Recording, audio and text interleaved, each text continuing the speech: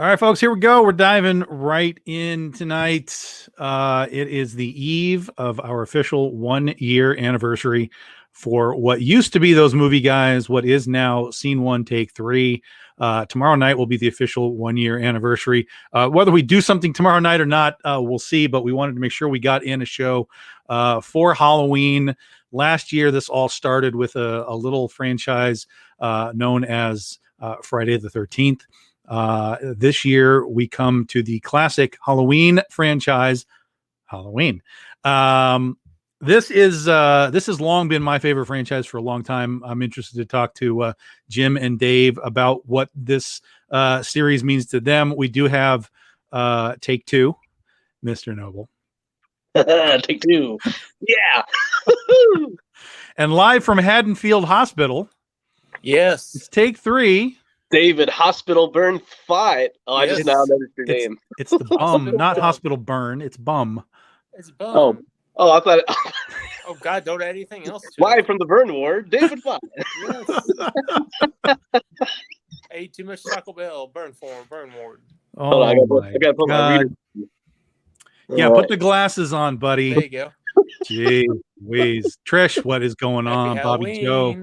Welcome everybody. Guys, it is almost Halloween. Almost Halloween. A year ago, I was so bored and and had just reached Friday the 13th 8. I had just watched 8. I didn't want to watch 9, and I turned on my camera, and here we are. We talked about what was the worst Jason movie, part 5 or part 9. Which we agreed was part 9 until 5 episodes later. Correct. And we were proven wrong. Proven wrong by Adam Marcus himself. Adam Marcus proved us wrong. Yes. So a year later, guys. So we're thinking about this. We've taken a lot of time off, folks. But this is episode 23. So within the context of a year, 52 weeks, we have done a show almost every other week.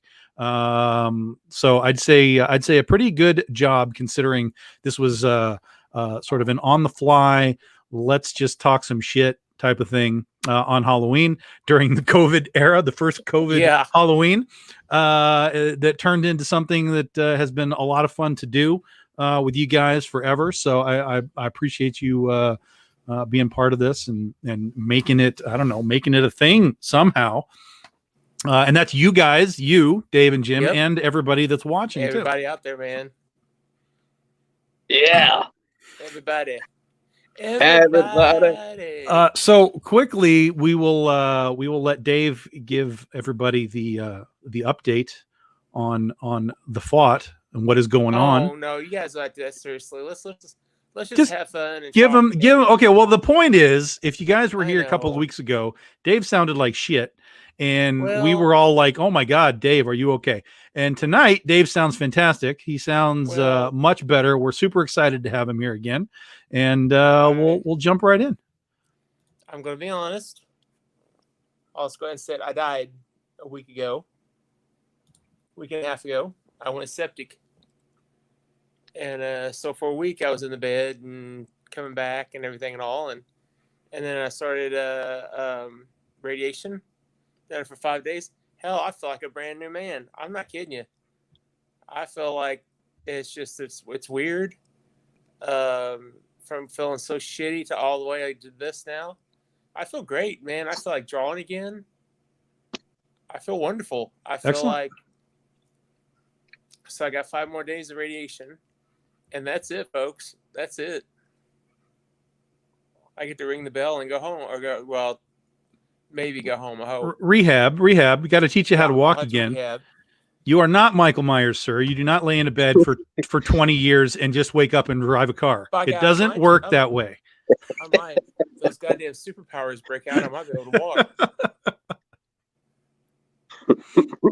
But yeah, that's the update. Everything's going pretty good. Good.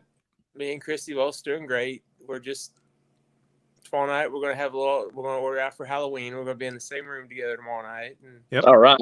I think watch Exorcist and order something for Halloween. So excellent. Hell yeah, man. Or watch the new Halloween. I don't know yet. No, don't do that. No. Guys, We're- I really don't want to watch it. No, don't do that. Don't do that. There's- We'll tell you why while we're doing this episode. Okay, good. There's good. only one I hope scene I let's want to hope we see from talk the about it. entire movie. What's up, Christy? Yeah, it's a bit of a mess. I've been watching these kind of off and on for the last couple of weeks because I kind of knew that we were going to do this show. It wasn't quite the super binge like I did with Jason, but I've watched the Halloween movies way more than I've watched Jason movies, so I was pretty caught up on them anyway. There is, for those that are interested, if you have Netflix, there is a new season of The Films That Made Us. And there's a bunch of horror stuff, including Halloween. Halloween is one of those episodes. Yeah, I watched it last night. It was really, really good. I mean, they're all always good, but it was really good. There was a lot of stuff in there that I didn't know, actually. I mean, like legitimately I didn't know. Not the least of which was that Halloween was not John Carpenter's idea that he brought to a producer. It was a producer's idea that he brought to John Carpenter, which I now John is responsible for making Halloween. The producer just had the basic idea of the babysitters and so on, and John took it and ran with it. But for some reason, I always thought that it was John who had the idea and came looking for somebody to help him make it. But it was the opposite way around, and that's the first. Whatever his name is, it was the producer. Was that him that done it? No, Mustafa Akkad was the guy that they went to go get money from to make the movie. Akkad made it happen because he had the deep pockets. But this other dude was the guy who had just kind of been around in Hollywood doing odds and ends of things. He had helped do John Carpenter's Assault on Precinct 13. So little bits of odds and ends. And then his wife was basically like, you know so much about movies, why don't you just make your own damn movie? And that's where Halloween came from. Is he had the babysitter idea and he brought it to John, and essentially the rest is history. So yeah, it's a really interesting episode, especially if you like the horror movie stuff. Yeah, it's weird. They have it's Halloween, Aliens, RoboCop, Friday the 13th, and then Coming to America. Yeah. Coming to America, yeah. Well, I mean, it was definitely, you can kind of see like they were aiming it for like a Halloween release, but they were like, yeah, but let's not make it all horror. Yeah, let's just throw randomly. And I love that. So in the Coming to America one, I love when they interview John Landis, because you have to make your introduction of who you are on the episode, and John Landis was like, do I really have to do that? Did you ask that to all the directors? like they don't already know who I am. That sounds like John Landis, yeah. Yeah, very John Landis thing to do. Yeah, definitely. This is probably my favorite season for the movies that made us. Is that at least as far as like the entire season. Like the other seasons, I'm I liked Ghostbusters and I liked I don't know, Back to the Future, but I didn't care about Pretty Woman. So there were ones in the past that I didn't care about. But this is a pretty solid season. What's up, Mr. Bishop? What's going on? Hey. Yeah, one of the interesting things about Halloween is it really is the beginning of a new genre, which is the slasher thing, which never really. I mean, yes, you had Anthony Perkins in Psycho, who was kind of slashing certainly in his time, killing locals in the hotel. So there was that for sure. You had the Texas Chainsaw a couple of years before, but it didn't really.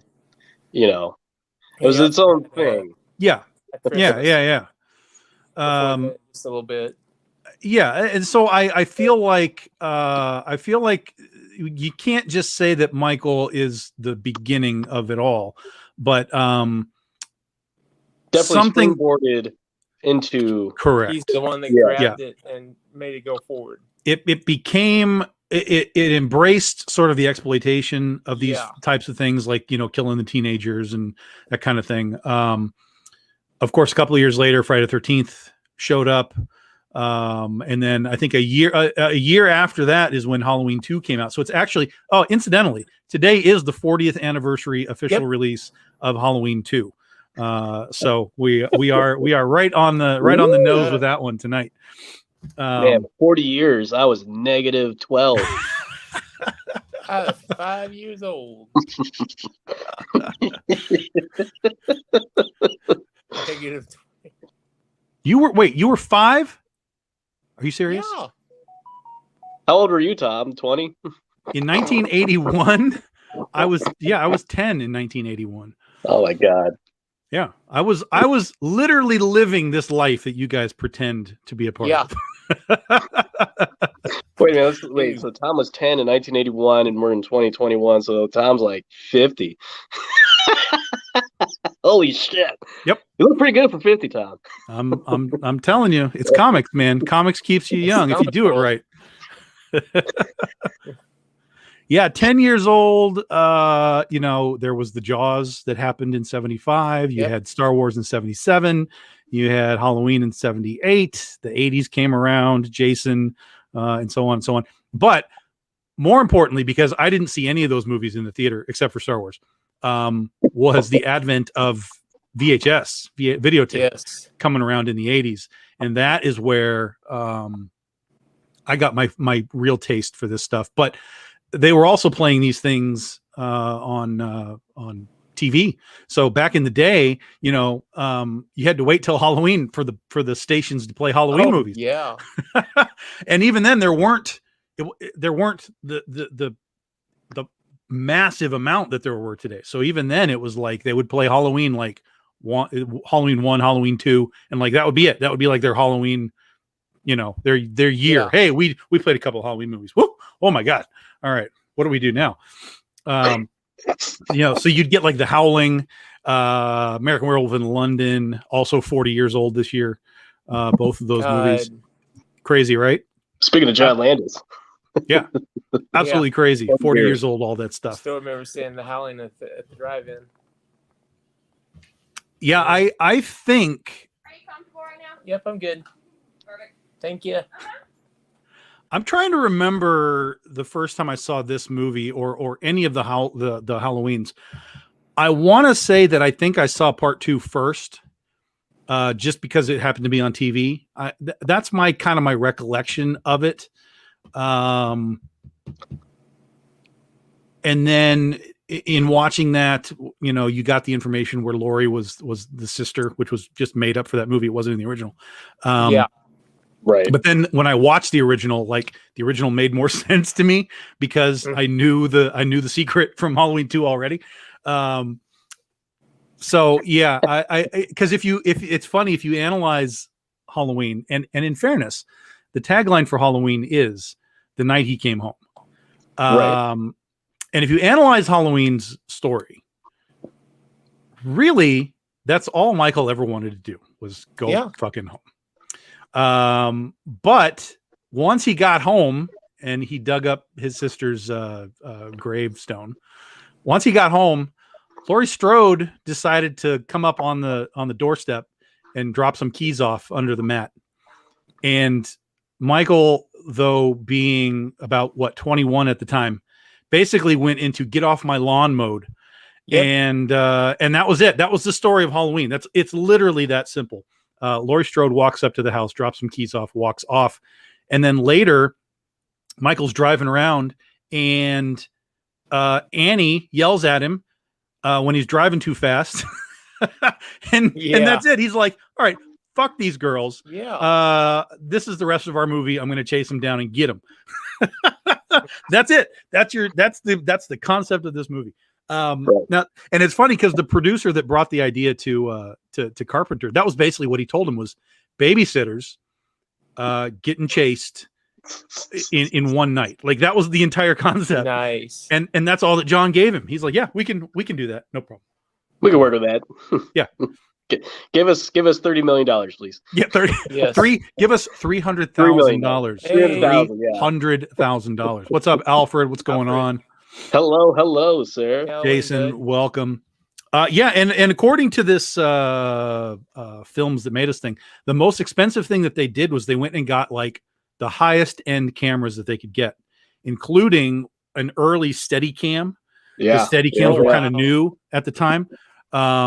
And so and the Steadicam, of course, became Michael, wandering around so we could see it through through his eyes or whatever you want to call it. So it was definitely well spent. Very cool. And then the rest of it is, there's really no blood or gore in this movie. Well, that's the one thing. Like, we'll probably get into it later. Like, everybody always remembers, like, oh my God, Halloween was so bloody and Halloween was so this and that. Nope. If you watch the first one, there's no drop of blood in it.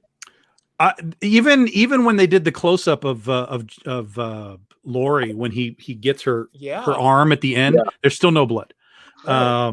There is a very small amounts here and there, but it's not like Friday the 13th where it's like squirting out or whatever. Savini for Halloween. The second one, that was different. Second one, they got a little more brutal. I mean, obviously, everything has to escalate, right? Yeah. You've got to escalate, and that was Friday the 13th, and so on. But I think that's what makes one of the things that makes Halloween so great, and it was described so perfectly, is that Halloween, and it's a difficult concept to use now, but I did think of a way that it had been used, so we'll talk about that. But basically, they said that Halloween, all these scenes were like a rubber band that was stretching and stretching and stretching. And at some point you knew it had to snap, but you didn't know when it was going to happen. And that's why you have all these scenes that just kept going and going. And it built tension. There's a lot of dark, there's a lot of black. It built tension, especially back then when people don't know what the hell's going on. They're like, yo, what? I don't know what this is. I don't know what's supposed to happen. There's no precedent for it at all. The tension of it, and then almost the casual killing is Michael Myers. There's now he's not. Now he's like, but back in the day, he was like he'll do it. He'll do you in one shot. You're stuck to a wall. Right. That's it. And then he'll look at you. One and done. That's it. What I knew. Yeah, he's like hanging out with Busta Rhymes and. What was that? That was in 5? No, that was in 8. That's 8. That's Resurrection. Resurrection? Yeah. Or H2O? That's Resurrection. That's the sequel to H2O. Which is the one that they're going through the house and they got all the cameras set up? That's Resurrection. That one, Resurrection? Yep. I think the first Halloween movie that I actually saw was it was either 4 or 5. I may have seen 4 and 5 at the same time. Because in the early 2000s, AMC, every Halloween, they do their 31 nights of Halloween. So every night they're playing something. They're playing Friday the 13th, Nightmare on Elm Street, and Halloween. And like they would have commercials throughout the day too. So like they would always show the scene where it's got the kid from 4 who was also in 5, fucking like screaming, and then there's Michael Myers in it, and there's lightning and all that, and then. So that was, I'm pretty sure that was my introduction to Halloween. It wasn't until years later that I actually watched all of them, but I still say Season of the Witch. It's probably the best one because my boy Tom Atkins is in that. That's not even a rational statement. Tom Atkins is in it, and not only is he a badass in the movie, but he's also cheats on his wife. At the beginning of this, everyone forgets that at the beginning of the movie, he's like saying goodbye to his like family and kids and goes off on this adventure. And then halfway through the film, he's sleeping with the chick that he just met. Did you know who his wife is? Who's his wife? The one that's Lori's friend in the first one. Really? Laundry room. Yeah. I never noticed that. Yep. Season of the Witch. And another little tidbit: when they're announcing stuff over the city. Over the overhead. It's Jamie Lee Curtis. Huh. Well, what do you know? Yeah, that would surprise me. All of Carpenter's curfew announcer, voice of the telephone service provider. All of the Carpenter movies have crossover elements with his actors and his movie making people and so on. Yeah. Except Kurt Russell wasn't in Season of the Witch. might have made it a better movie. Actually, I think 82. So he was probably filming both back to back. Well, Carpenter didn't direct Season of the Witch. No, right. When did The Thing come out? 82. So yeah, they was probably filming right before it. Yeah, so yeah, Season of the Witch came out in 82. And let's see, October 22nd, 82. And The Thing, pretty sure also came out in 82. I was thinking it was 82. Yep.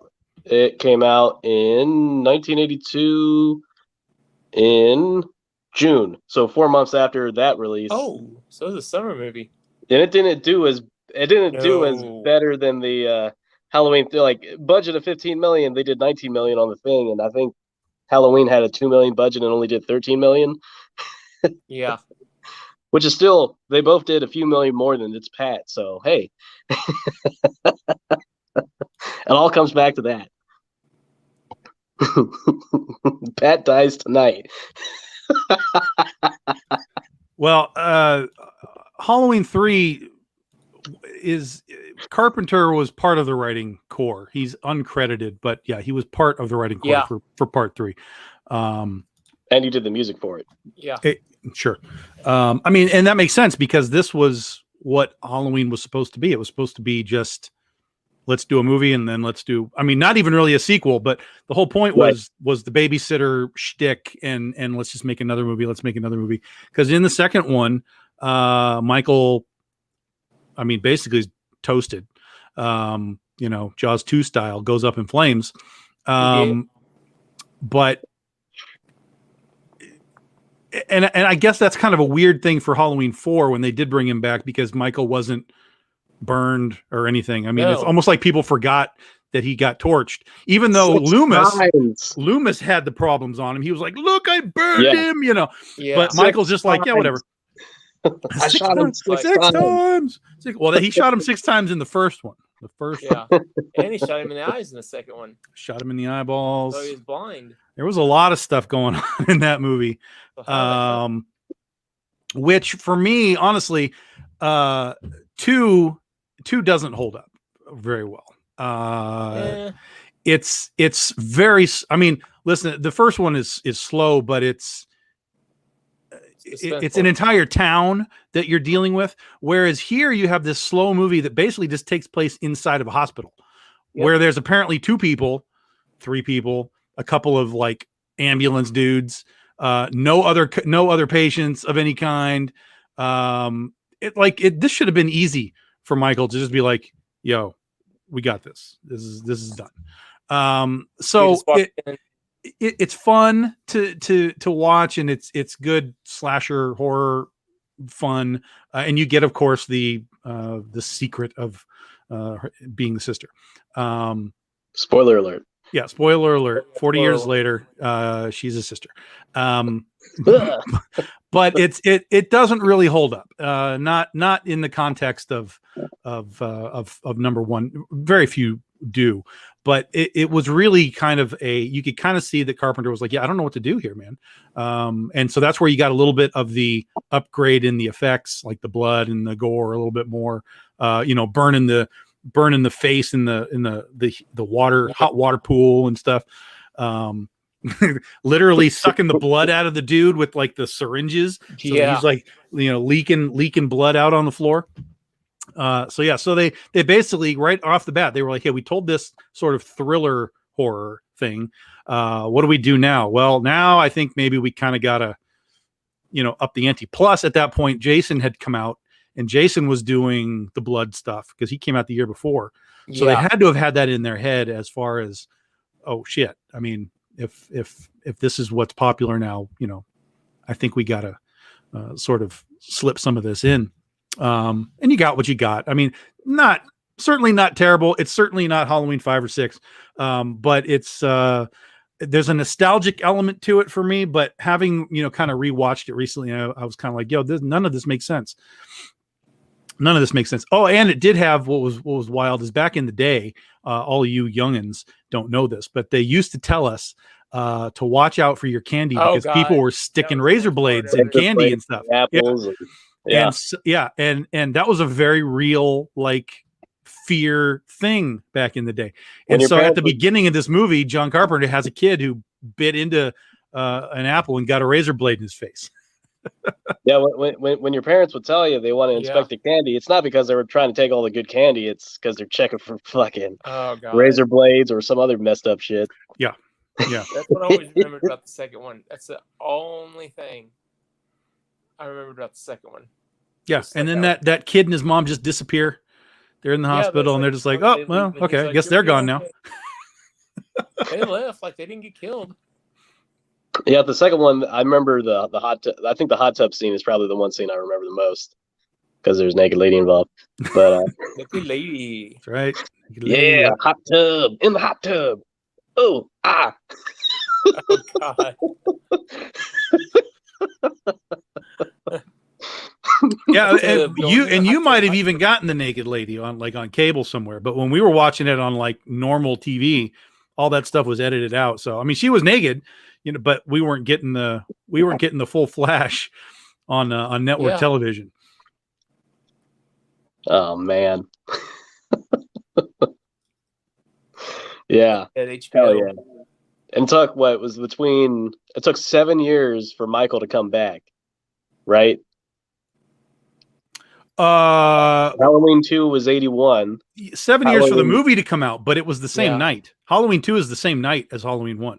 Yeah. No. I mean for the next one. The next time for Halloween 4. Yeah. Oh, so yeah. Once they killed Michael, and it's funny because Mustafa Akkad was always like, I know what we have with Michael. We need to just bring Michael back. He was not like he was not big on the Halloween 3 idea. So basically he just took it and ran at that point. He's like, yeah, see, I told you guys. And here we go with doing Halloween 4, which go ahead. 4 was supposed to be a ghost story. Yeah. Halloween 4 was originally intended to be a ghost story, but after the poor reception of 3, due to not being in connection with the continuation of Mike Myers, they brought him back. Yeah. And he's been the main antagonist ever since. Yeah. And 4 is not a bad movie either. It is still, the next 2 movies were part of the 80s, 88 and 89. Oh, so they came out back to back. 4 is not a bad movie. I mean, they had to retcon a little because they knew they weren't going to get what's her face back, Jamie Lee Curtis. Yeah. So they wrote her out in a reasonable fashion and had her daughter, and then that kind of expanded the lore for this film, because now Michael's not just killing his sister. Now he's killing anyone that's related to him. So you had an expansion of the theoretical lore of Michael Myers. And that was one of the things that I always liked about the franchise, is every time you got a movie, it kind of added something else to whatever was going on. Yeah. Even though as we went along, it got pretty wackadoodle. At least they were doing something to kind of push it along. Where with, I'm not sure you got the same thing with Jason. Although Jason died and came back as well, literally died and came back like Frankenstein style, a lightning bolt to the chest. But his lore never was pushed forward. His story was never pushed forward. He was always just the guy killing kids at the camp. He drowned, and that was the last time he was a good kid. Yeah. Now, and in fairness, it was not until Adam Marcus came around that the lore was pushed forward, where he suddenly was now a Deadite, and so on and so on and so on. So again, props to Adam Marcus for actually expanding the lore. Evil Dead 3. Jason goes to hell. And yeah, Alfred, it is always about the special moments in these films. Always. What's funny is none of these movies are quotable outside of the occasional Donald Pleasance. I shot him 6 times. 6 times. That's like the one line that everyone that's like it. These aren't quotable movies. They're not written with dialogue that you're like really latching onto, like Ghostbusters or whatever. It's like that's not their purpose. Their purpose is to shut it off. Shut it off. Their purpose is to kill teenagers, basically, for the most part. And Halloween 4 is actually a pretty good movie with oh my God, Danielle Harris as the kid. That was her first movie. Danielle Harris as the kid. She's so smoking hot now, man. Woo! Yeah, I mean, I remember her. She was in a few episodes of Roseanne, and she was all doing all kinds of stuff. So yeah, she was good. Interesting plot. Again, we're expanding the Michael Myers lore, which I liked. And they done something they didn't do very often back then. Either which I'm not going to spoil it in case somebody's seen it. It's 30. Halloween 4 is 30 years old, so go ahead and spoil it. Didn't they kill her off? Who? Danielle the Harris. kid? They killed her off, didn't they? No. I thought they did in 5. They did not kill Danielle Harris off. No. Or was that not in either film. Oh, sorry. Yes, they killed her off, but not in those kid movies. Yeah. They killed her off in part 6 when That's what it was. 6, which was yeah. it was a forced forward where she was not a kid anymore. She was like 16 or whatever, and they killed her there. Although that movie, well, they killed her either way, but they killed her 2 different ways because the movie was such a fucking weird mess. Part 6, that she actually died 2 different ways depending on which version you saw. But I liked part 4 a lot, and I really liked the ending a lot. Yeah, go ahead.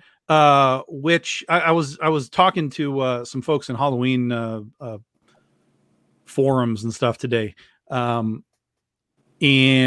they were talking about how there was a canceled Halloween, what would have been Halloween 8, not Resurrection, but canceled Halloween 8, where Jamie Lee Curtis was going to become the killer.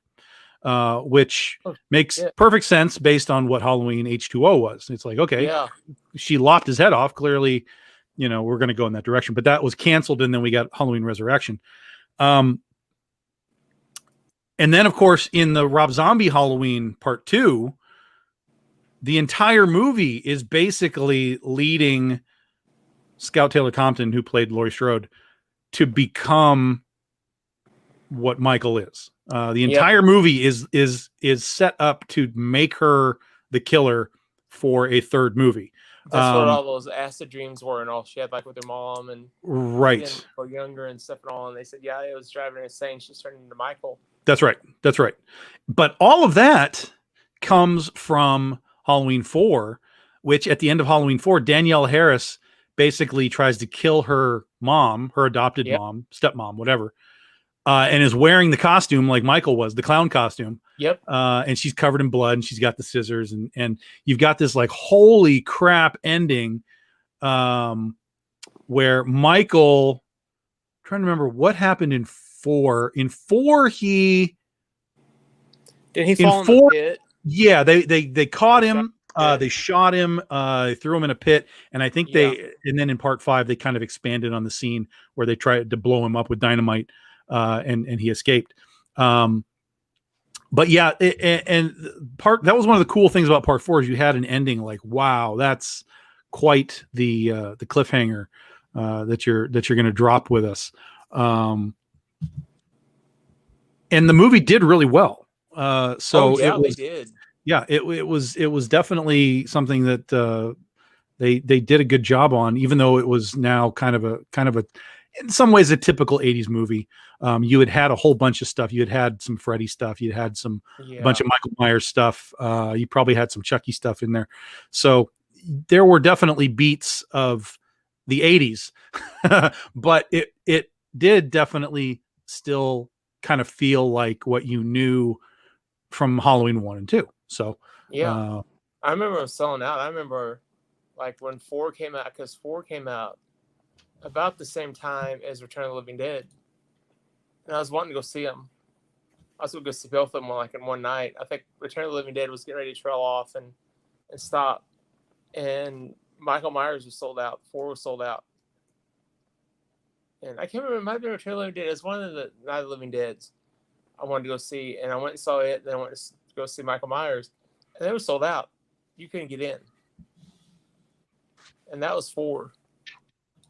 And I just waited till 5. I had to wait until they came out on tape then.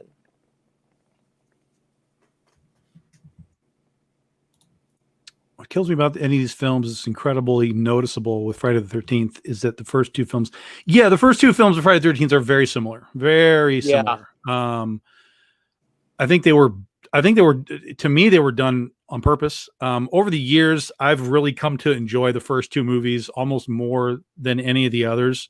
They're great. They're great bookend movies to themselves. And when they started doing Jason 3 and all that, and it became the hockey mask and everything, they're just not as good movies. And we're dealing with that kind of here too, is we no longer have good masks for 4, 5, and 6. So in Halloween.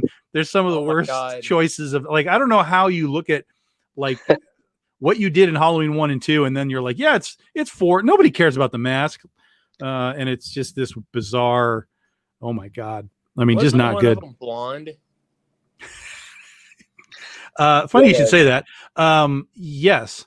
Not for all of the shots, but there are some shots in the movie where when they're close up, you can see that the mask has blonde hair. Yeah. So clearly they had multiple masks, and like one of them didn't get the brown hair. But the blonde makes it into the movie every now and then. In 6, are we talking about 6? We were talking about the ending of 4 with Jamie Lloyd basically becoming the killer who tried to kill her mom, and rolling into 5, which 5 I feel like just missed. 5, I made this post the other day. 5 I think is the last Jedi of this series, because it took almost none of the threads and story points that 4 had and ran with them. Like all of a sudden now Jamie Lloyd is mute, and suddenly he has a psychic connection to Michael. And like suddenly it's like this movie of like suddenly it's like, and now they're like, yo, dude, slow down, what are you doing here? It is one of the movies where Michael actually wears a different mask as well. He wears like this weird like monster mask for a little while, because he's masquerading as this douchebag car racer guy. But yeah, 5 is where it starts. 5 takes us into 6. It just, you get more lore because they start to play around with the idea of this thorn thing now. So you get a little more lore, but the story is really just like Last Jedi. It's just this meandering. Hey, remember we're in Haddonfield? Let's go over here. Okay, let's go over here. Okay, let's go over here now. Let's kill somebody let's kill somebody. It's so like, what are we doing? To get to the end, and then the movie tries to make Michael sympathetic.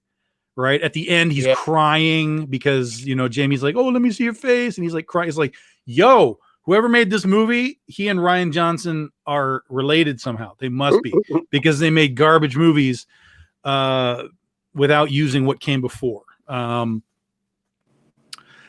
It did have the Devil Girl. It did have Tamara Glynn. So we got to give the casting director all the props for casting Tamara Glynn. Also had Tina. She was, I think this was her first movie. It played Tina too. So there were some good-looking girls, some reasonable deaths, as you like in these movies now. But you had these weird doofus cops, and it's like, oh my God, what? This is a bad movie. This is a bad movie. It was doofy. not quite doofy, but close. Doofy. Yeah. And they even had like this really bad music that was like clown music, like like when they walked on screen. It was like, holy shit! John Carpenter didn't do this one. It was like honking the nose horns. It's like, God damn. Yeah, what was Carpenter doing when this came out? He was 89. He was cashing his checks. Yeah. Yeah.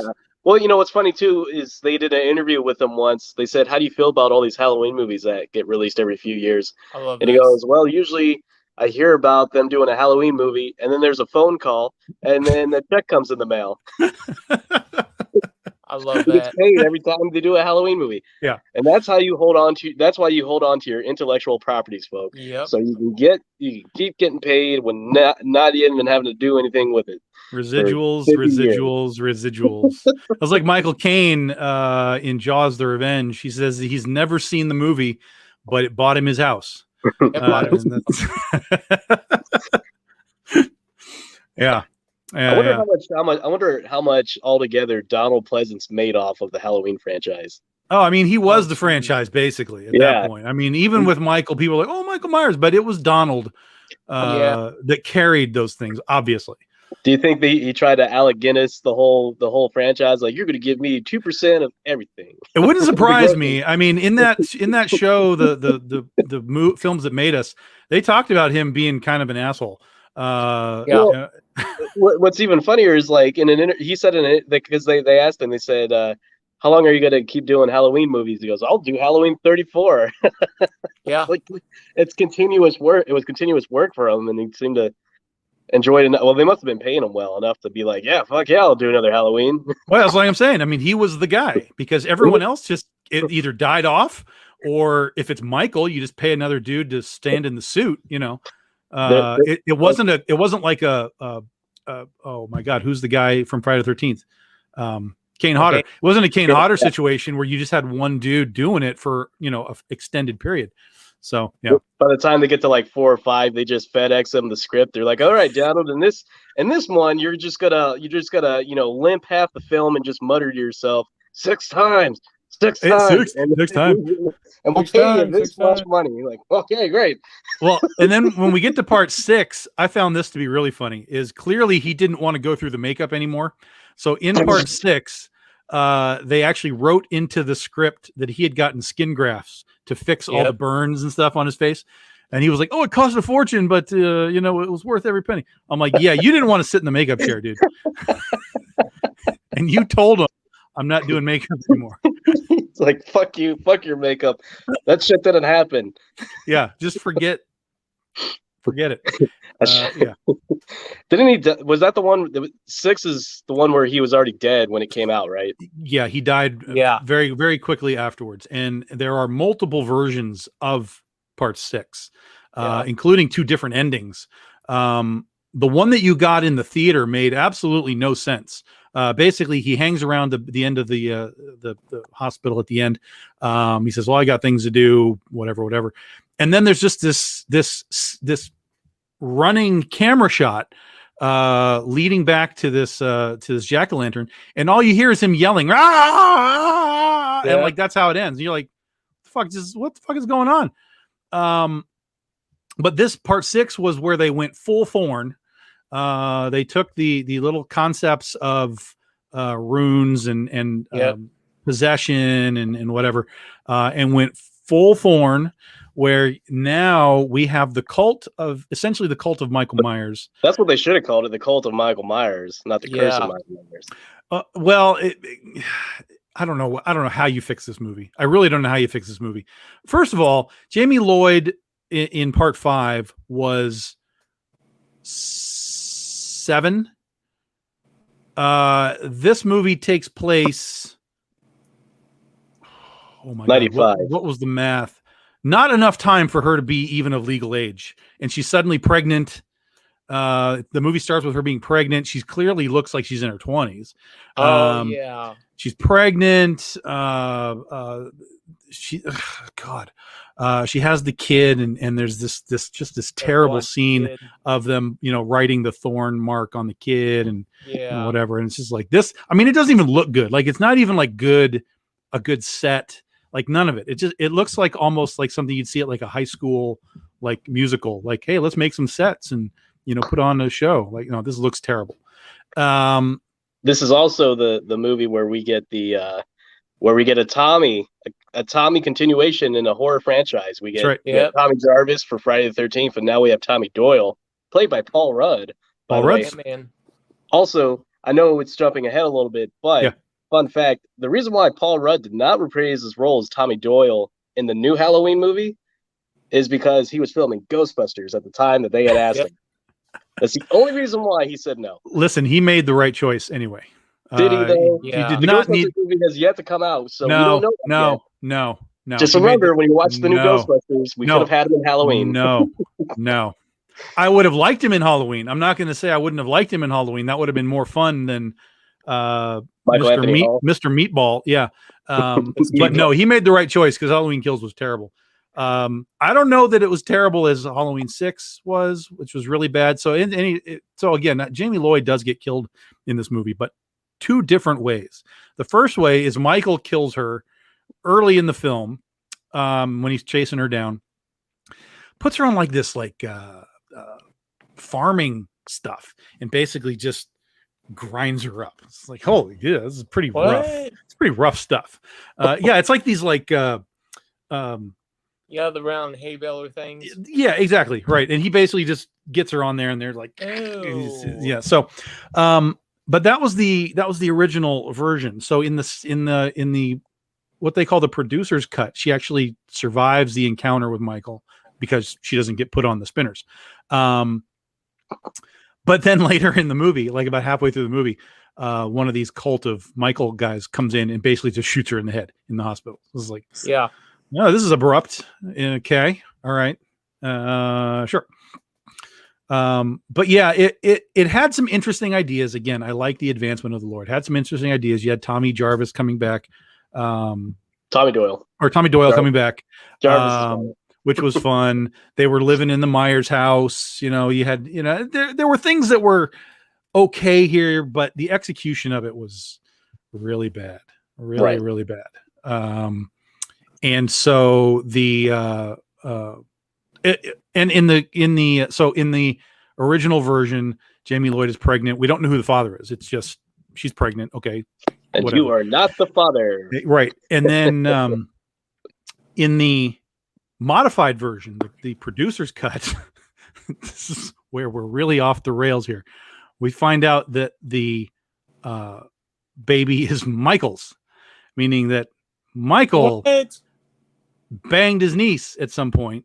My own grandpa. That's correct. Yes. Yeah. What that's in the producer's cut. And then the producer's cut, also the finale for that is basically the guy who's the leader of the cult of Michael is trying to get Sam Loomis to come back to the sanitarium and run things again.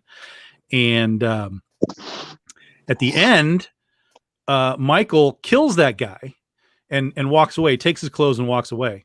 Sam Loomis finds the dude in Michael's clothes, takes the mask off, and, oh, it's not you. Oh my God.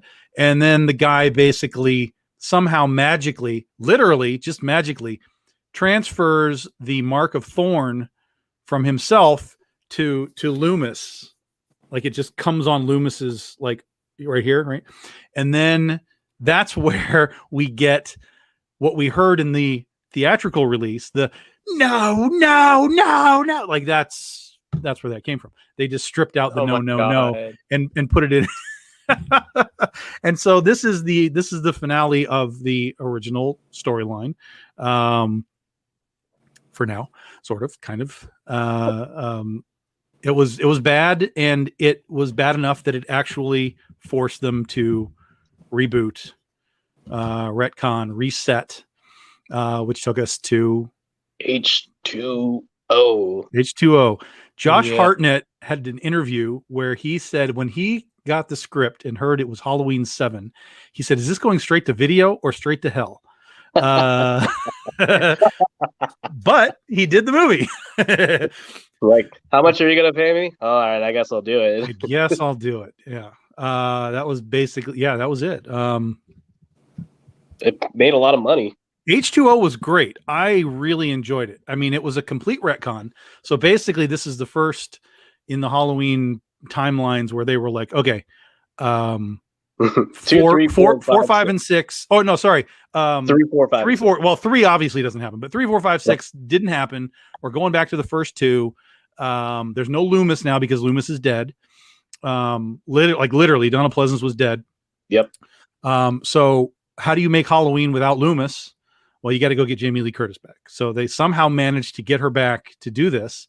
And it was a good movie. It was a logical thing. She's hiding out. She's a school teacher. She's hiding out way away from Michael. They kill my boy Joseph Gordon-Levitt in the beginning of the movie. Oh, yep. I know, right? Yes. A very young Joseph Gordon-Levitt. Yeah, a Third Rock from the Sun era Joseph Gordon-Levitt at the beginning of the movie was very, very fun.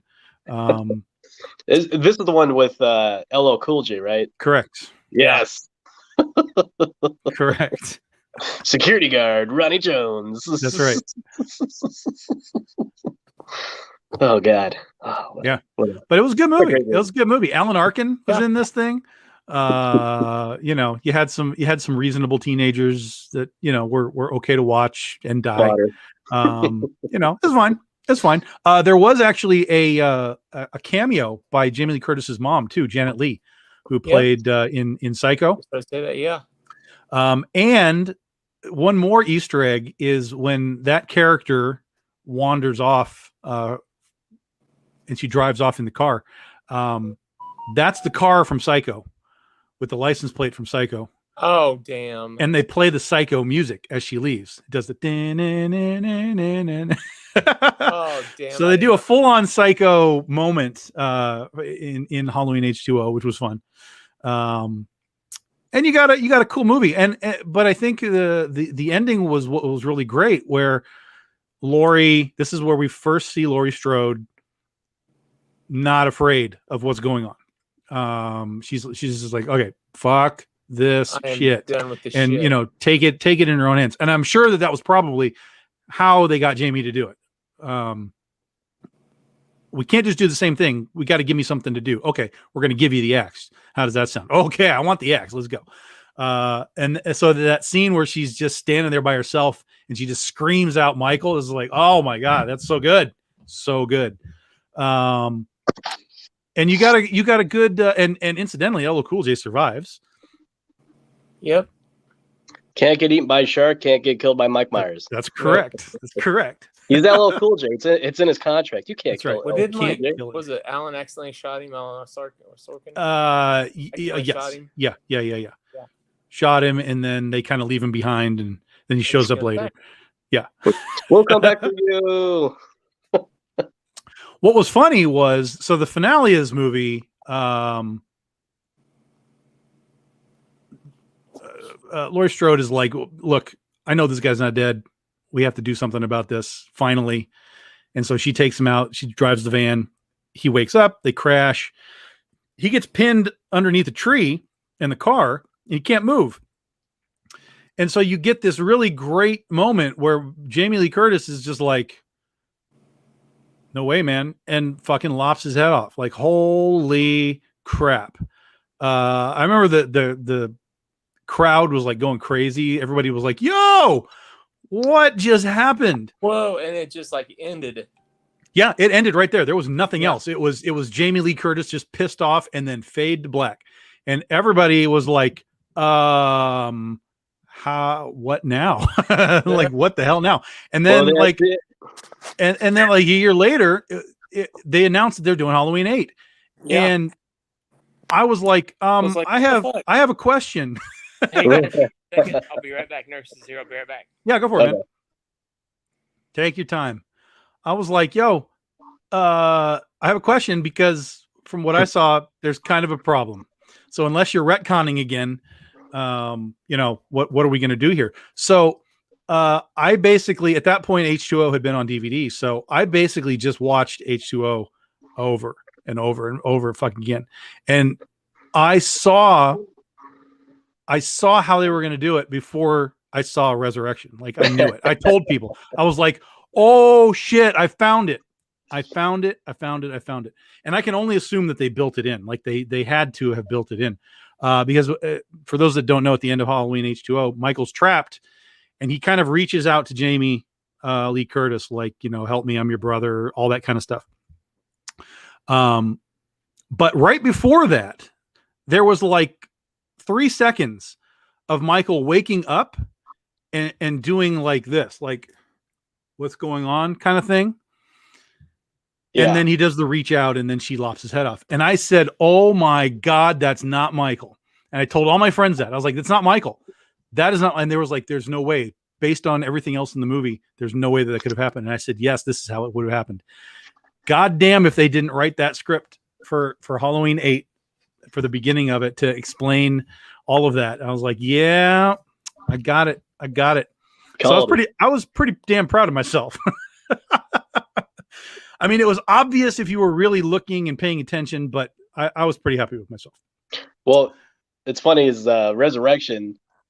What's her name would only do or Jamie Lee Curtis would only do Resurrection if it confirmed that there was no way that there would be a sequel Correct. that would lead into This is it. Halloween 9. Right. Ironically, 20 years later, she would go on to do 3 more Halloween movies. Yeah.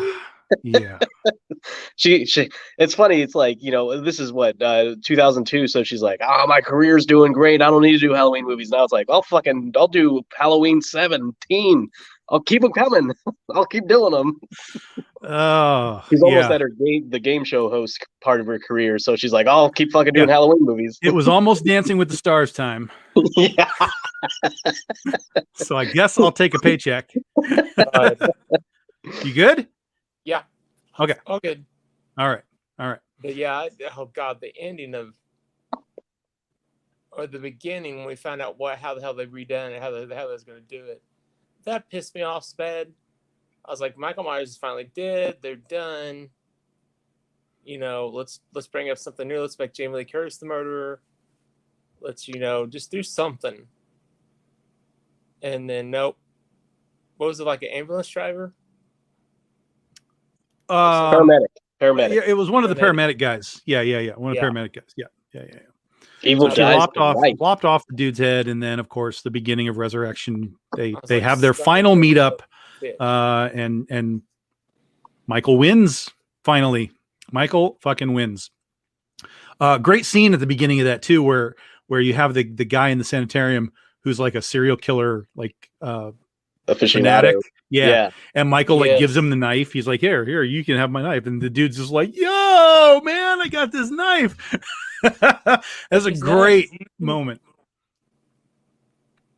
But he's like, Michael Myers, Haddonfield killer, blah, blah, blah, blah, blah, blah, blah. Like, he's like a fucking super nerd about it. Yeah. Hasn't been seen in 22 years. Now he's back. It's like, oh my God. Resurrection. Yeah. Really good. Really good.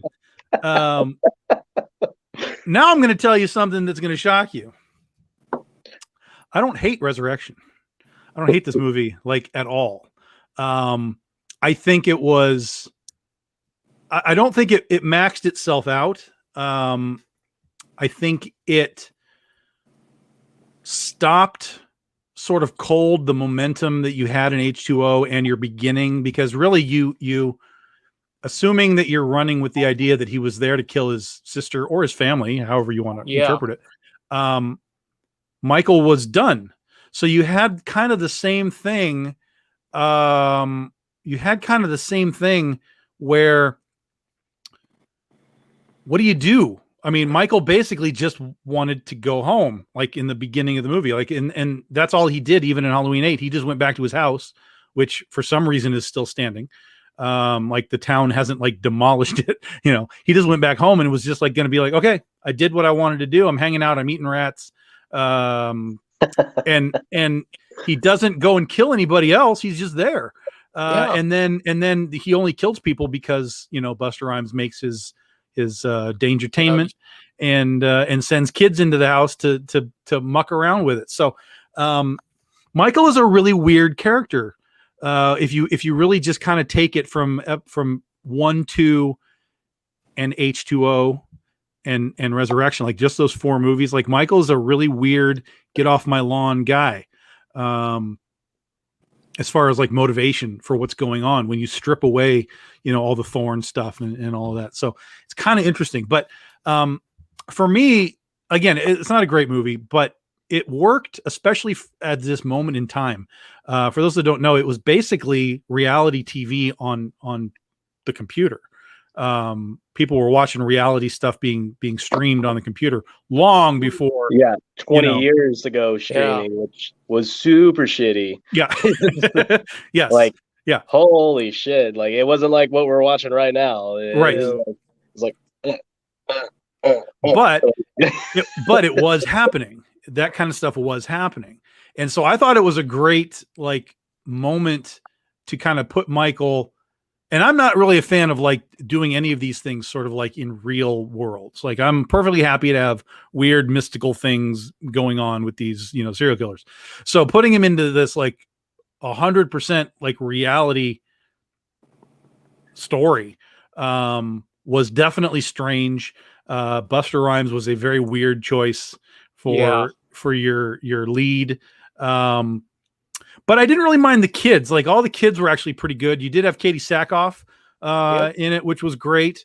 But most of the kids were fine. I mean, they're perfectly fine. They didn't distract. They were all good to kill off. It was okay. I mean, it didn't bother me as much as it bothered a lot of people. I think a lot of it was just Busta Rhymes. Like Busta Rhymes was so like not in place in this movie.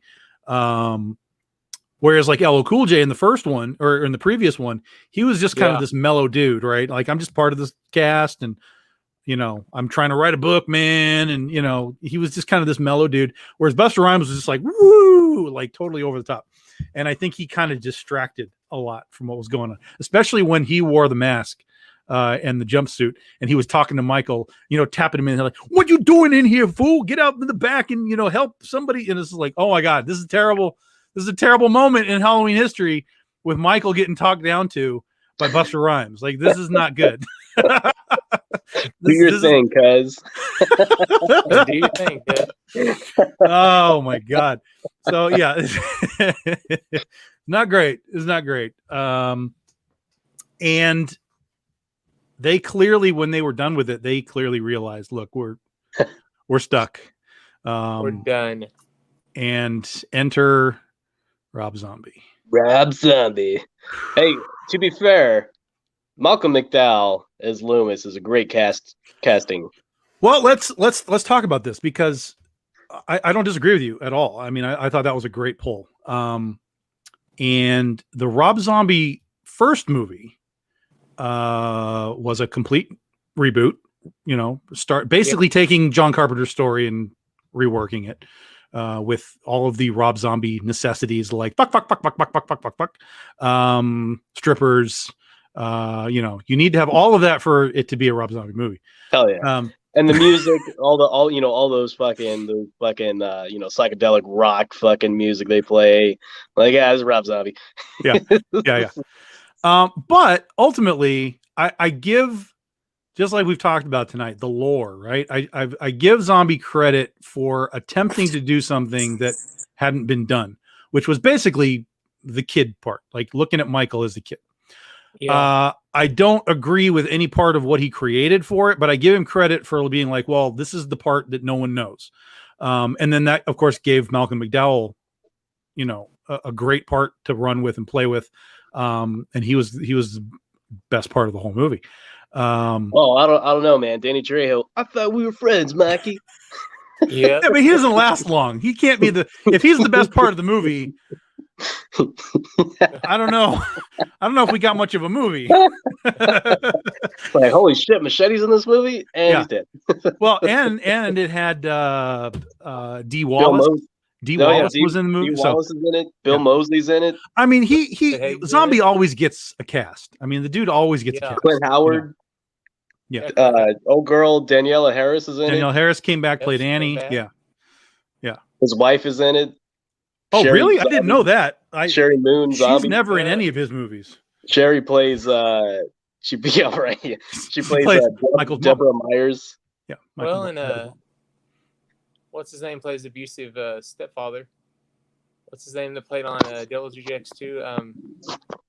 Oh damn it, Michael Forsythe. Yeah. He's always Ken Forey's in it. Yep. A lot of horror icons. There's a cast. Movie. There's a cast. He definitely, he went all out. Well, number one, I think the problem is he told the same basic story, right. So while we have something new with the kid, the rest of it basically is the same, just hyper gore, again, Rob Zombie, standard hyper gore stuff. Scout Taylor Compton was not great for me. Like I didn't really like her as Lori. It was fun to see Danielle back. She was cool. That was kind of a nice little, nod. Voice of Chucky plays the sheriff. Yeah, Brad Dourif. Oh man. Okay. All right. There are a lot of horror guys in this movie. Like, sure, Zombie knew what he was doing when he was casting this. Sure. Yeah. He's like, I'm going to pick all my favorite horror guys and put them all in my Halloween reboot. Yeah. Basically. Yeah. And from what I recall, it did okay. Yeah, it did. It did. Yeah. So let's see, how much did it make? It did 80 million on a 15 million budget. Yeah, so that's okay. It did about as good as The Curse of Mike Myers. Yeah, that's a fair turnaround. Oh, sorry, I not would The Curse of Mike Myers. H2O did as good as H2O. H2O. Yeah, you know what's funny is that Zombie was supposed to do Halloween 3, and Bob and Harvey Weinstein were like, no, we're gonna do Scream 4 instead. Yeah, Scream 4 is the only reason why Halloween 3 was not made by Rob Zombie. Well, yep. I think Rob Zombie didn't want to do it either. Rob Zombie didn't want to do part 2. Well, he was supposed to do The Blob right after Halloween 2, and then he never did The Blob. Yeah, he was supposed to bring The Blob back. Well, let's talk about Halloween 2, because what a load of shit.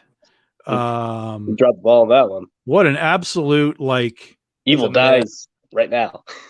Holy crap. I literally have seen this movie 2 times. I saw it in the theater once, and I walked out of it going, yo, are you kidding? Who greenlit this thing?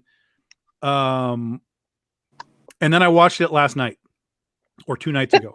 Wow. That's the first time I'd seen it since then. And I was enthralled with its absolute mediocrity and just nonsensical everything. But Weird Al Yankovic's in it. Yes, he is. Yes, he is. Yes, he is. I don't know. Why the fuck do you think he got Weird Al? He's like, well, I really like Weird Al. I'll get him in my Halloween 2. Probably. Yeah, they're probably friends. I bet you like he was like walking by the studio, like playing off a yo-yo or something, or like playing his accordion, and then Rob Zombie's like, hey, you want to be in my movie? Oh, that'd be stupid. and all of the greatness of Malcolm McDowell in the first one is gone in the second one. Oh, the second one, they play Loomis like he's just this egotistical asshole dude. He wrote a book, so he thinks he's a movie star. Like, oh my God, what? There was a hint of that in the first one. Like he clearly thought he was something, and he was like, hey, I'm involved with Michael, so I'm a special guy. But they took that like so far in this. It was ridiculous. And then the whole thing, the entire movie was based clearly on something that Zombie had read somewhere, which was called White Horse. And White Horse is some kind of a clinical term for people who basically are filled with rage and have a need, desire, etc., to go out and let that rage go. That's basically, I'm paraphrasing, but that's basically what it is. So Rob Zombie was like, yo, this sounds cool. Let's make a movie about White Horse, and put it into Michael Myers for some reason. Here's a movie where Michael barely even wears his mask. We see him unmasked many, many times. He's got a beard 3 times the size of David's there. He's like a giant. He's jacked. When they let him work out. Yeah. He's huge. He's been gone for a couple of years. He's gone Grizzly Adams. He starts having these visions of his mom with a white horse that he's following, killing for mommy, which is that's a Jason Voorhees thing. That's not a Michael Myers thing. Jason Voorhees. And then the whole movie though really is taking Laurie towards the white horse. And at the very end of the movie, Laurie sees the horse and Laurie sees the mommy, and she's sitting there smiling like, yeah. And I'm like, yeah, you just stole this from every other fucking thing that you've seen. And this is terrible. And you should never make another film. And thankfully, Halloween 3, which was going to be Halloween 3D, did not happen. 3D is never does good usually. It's 3D. Never a good thing. Yeah, this is the advent of when 3D was coming back around again, and that's post Avatar 3D. So every movie was 3D for no reason. Right. Yeah. Halloween 3D, like the knife's coming right at me. Man, we've seen 3D in slasher movies. We've seen that with Friday the 13th. Does not work. It doesn't work, man. It doesn't work. Let me toss my wallet. Yeah. I mean, the reality is I would have seen it, but I wouldn't have been happy about it. We all would have seen it. That's Oh, the thing. yeah. Is we still would have paid the money to go see this movie and wear those shitty glasses and take them home and have them for a week and then throw them out later. Yeah. And that brings us to where we are now, with a similar situation with Halloween being rebooted, retconned, reset, but not in any way for me. Jim, have you seen these two, or have you only seen the 2018? Or I've seen the 2018. I haven't seen 2 yet. So you haven't seen but I Kills. do know about the epic scene in the movie where the whole town gets fucked up. Yeah. What? So I don't know where to begin on this fucking thing. You've seen the 2018, I'm sure, right, Dave? Oh, yeah. Laurie is basically the adult version of Kevin McAllister from Home Alone, just more fucked up in this movie. Yeah, well, basically 2018, like, they strip away the sister part. They strip away all the Thorn part, which is fine. I don't really have a problem with that. If that's your concept, it's like, let's go back to the original thing and play with what that is. Okay, fine. But in 2018, let's just focus on that one for a minute. They don't replace it with anything. There's literally nothing there. So we come back to the concept that Michael came home again after getting out of the freaking sanitarium again, comes home again and just hangs out at his house and, is pissed off because Lori dropped off some keys 40 years ago. Like, that's our story. That's literally our freaking story here. And there's nothing that evolves it. There's nothing that adds to the lore. There's no new lore. There was stuff that I thought was going to be, like, there was this really weird doctor guy who I thought for sure he was going to have something going on as far as, I don't know, something to put some reason behind some of this. But they just, I mean, he was even wearing the mask at one point. He took it off of Michael, put it on his head. And he's just like, woo, look at me. And then Michael's like, nope, killing you. They killed him. I was just like, well, what was the point of that character? Yeah. What was Yeah. that? There was even a point in the movie where he sees Laurie Strode and he's like, oh my God, Laurie Strode, I've read everything about you and Michael. And then there's a beat and then he says everything. And I'm like, okay, that means something, right? Like, he's read something that means something, right? So we're going to get some story here. No, we're just going to kill him. Nope. And that's over. and he's dead now. All of the kids really, truly are terrible. They're some of the worst horror movie kids in history. They're so irritating. I can't stand them. I can't stand any of them. There's no one to root for except for Michael in this movie. You just let them all die, man. Just let them die. And, visually it's cool. The kills are kind of cool. From a visual standpoint, it's whatever. I mean, it's a slasher movie. It's a horror movie. That's what a lot of people are like, well, what do you want from a slasher movie? I'm like, do you realize that there are only a handful of franchises that have existed and held for like 40 years? It's Michael, it's Freddy, it's Jason, it's Chucky, and really nothing else. There's a few that kind of are out there. Like, there's a Candyman has a few movies, and Pumpkinhead has a few movies, but they're not looked at as these icons of horror, right? Right. And there's a reason for that stuff to be there. There's a reason that they survived, and the reason is, to some element, is story for all of them. Well, yeah, the money, they make money, but they won't make money if they suck balls. I mean, so, it's 252 million. So, yeah. Well, first of all, number one, that's modern money. It's not backwards money. It's not 20 years ago money. Because even the when was Zombies? Was that like 2000, middle of the 2000, end of the 2007? So he's about 15 years off. So I mean, that's a long time. 2009. Yeah, that's a long time. You're talking about over a decade, those movies. That's crazy. But there's a reason that these things last. You know, and that's what's missing from this 2018 movie. And then as we go into the kills, you hope, like, okay, we got the kind of the new origin, right? new origin, whatever it is that they're trying to do.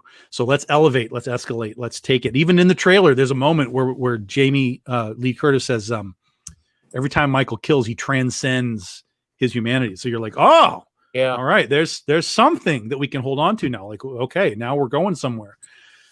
And then nothing. And then nothing.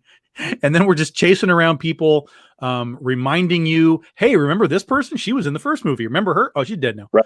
Yeah, here's Tommy Doyle, and he's dead. But so one thing, because I know about this scene in the movie, basically Tommy Doyle gets a whole mob of people in the town. It's the finale, yeah, the end of the movie. And it's the only scene I want to see in this movie. I haven't seen it yet, but I know what happens. Like, my buddies told me what happened. I'm like, well, I got to go see this. But basically, a spoiler alert if you haven't seen the movie. Tommy Doyle gets this whole band of fucking mob people, and they fuck up Mike Myers, and they seemingly killed him. And then they knock off his mask. He gets up, puts the mask back on, and he massacres everybody. Everybody dies. Damn. Everybody, including Michael Anthony Hall, which makes me sad. Maybe it's filmed in a way that they could say bring him he back. Survived. He is for sure fucked up.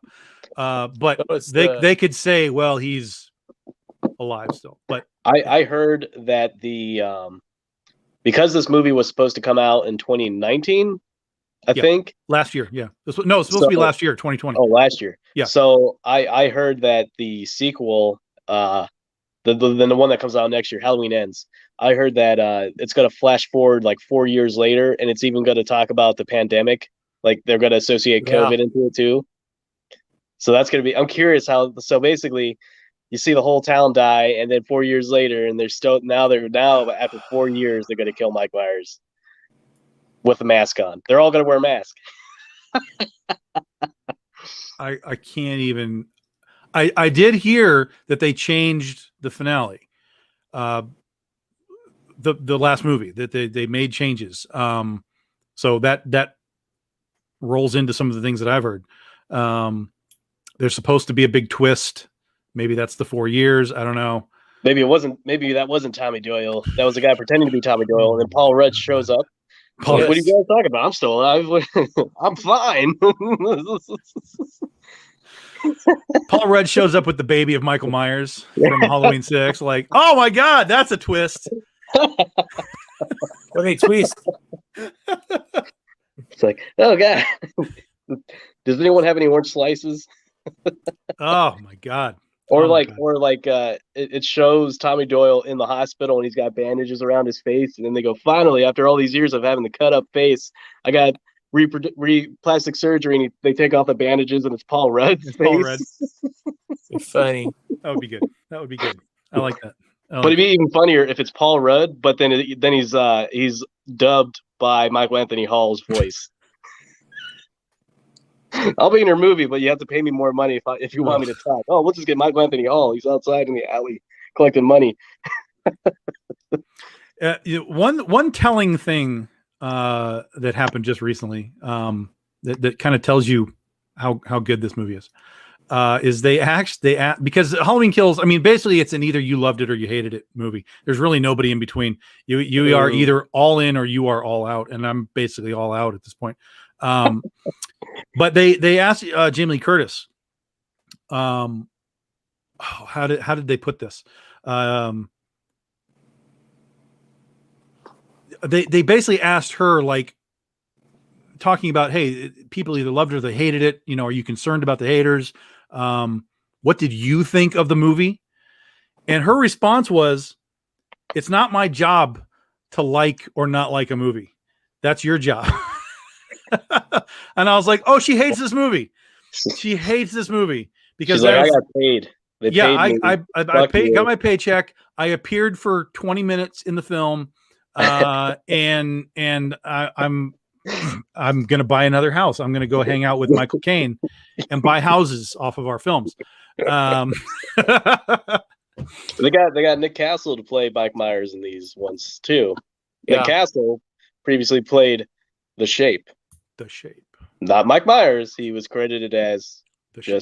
The Shape. A lot of people forget that. He was The Shape. He wasn't Mike Myers. Right there. That's The Shape. Yep, right there. He's right behind you. Turn around, Tom. Oh my God. It'd be real funny if like it'd be even funnier if like it just randomly disappears as we're talking. Like, where'd you go? Oh shit. And now he's gone. Oh man. Yeah, Rob Zombie's doing the Munsters now. Yep. Yeah, I don't care. I'm officially out on the Rob Zombie train. I have given him enough opportunity. I already saw who he casted, like the first 3 members of the Munsters in it, and it's all his buddies from all of his movies that are in it. Like, of course, and Sherry Moon is playing fucking Lily. Yeah, no, not Lily. Yeah, Lily. Yeah, Lily you're Munster. right. Yeah, yeah, not Marilyn. Yeah, Not Marilyn. Not Marilyn. Lily. Yeah, Lily. Yep, that's the one. Spooky babe. Yeah, no, I'm out. I'm out on the Rob Zombie train. It's done. It's done for me. I don't know, man. If they can cast Butch Patrick as Eddie Munster and he wears the same suit, no, then I will go see this movie. Or is it a movie or is it a TV show? It's a movie. TV show. Is it a show? Or is it a TV movie? Netflix. Oh, it's a Netflix thing. Okay. Yeah, it could be a I thought it was a movie. TV Let's find show out. or a movie. I hope Eddie Munster shows. Oh man, you think they're gonna have? You think they're gonna have a spot under the stairs? Of course they'll have a spot. Yeah, of course. Yeah. Oh yeah. That's my favorite part of the Munsters. When they have to lift the staircase and there's just like this fucking giant thing. It's a movie. Oh, it's a movie. Rob Zombie creates the Munsters It's a Mansion movie. for new movie. Yeah, it's a movie. Yeah. Ooh. I'm gonna see that movie. Nope. You don't like the Munsters? Or you just don't like Rob Zombie? I don't like Rob Zombie. He's proven again and again that he doesn't do anything that I care about. So even when playing with something that I love, he was unable to bring anything to it that I cared. So I don't love the Munsters enough to care. It's probably something at some point I'll see it streaming just because it's on and it'll be like, okay, let's just watch whatever this is. But then when Herman Munster starts dropping F-bombs, I'll be like, nope, I'm out. Oh God, yeah. Chinese, Japanese, Fucking spots burned up our house, man. They're gonna be playing white zombie music and doom doom doo doo doo. Oh yeah, fucking yeah. Grandpa Monster's gonna show up. Do do do do do do do. No, I'm done. I'm done with it. I'm out. I'm out. The zombie train has left the station for me. Whatever, and that's fine. Whatever. People like what they like. I like stupid shit. People are entitled to like their stupid shit. It's fine. It's not a problem. Oh, speaking of, I saw a movie last night, man, and I saw two movies last night. They're both horror. One of them, it said it was a horror movie, but I don't think it was a horror movie. Last Night in Soho. I saw that last night. I want to see that. I saw that. Where the chick from Game of Thrones plays a whore, which is fucking awesome. And she was like, "Yeah, it's fun being a whore. It's like being an actor, but you can do whatever the fuck you want." And it's like, "Fuck yeah!" She said whore. And then I saw Antlers, which God, do not see that movie. It fucking sucks so bad. I fell asleep. Heard bad things. Oh, dude, it was Benicio del Toro. My ass. He didn't do shit for that movie. It's garbage. You mean Guillermo del Toro? Yeah, you're right. The other Del Toro. The other Del Toro. Yeah, Last Night in Soho was okay. That chick was hot as fuck. Oh yeah, Anna Joy Taylor or whatever her name is. Yeah, of course. Yeah, the one playing the whore. Yeah, she's ridiculous. Yeah. It had a really slow start. Can we get to it already, please? If it taught me anything, it's that London is a terrible place and I should never go to London. That's correct. Yeah. Like every other scene, I was like, "Well, don't you know about London, dear? It's a horrible place." Like, what? Yeah. What?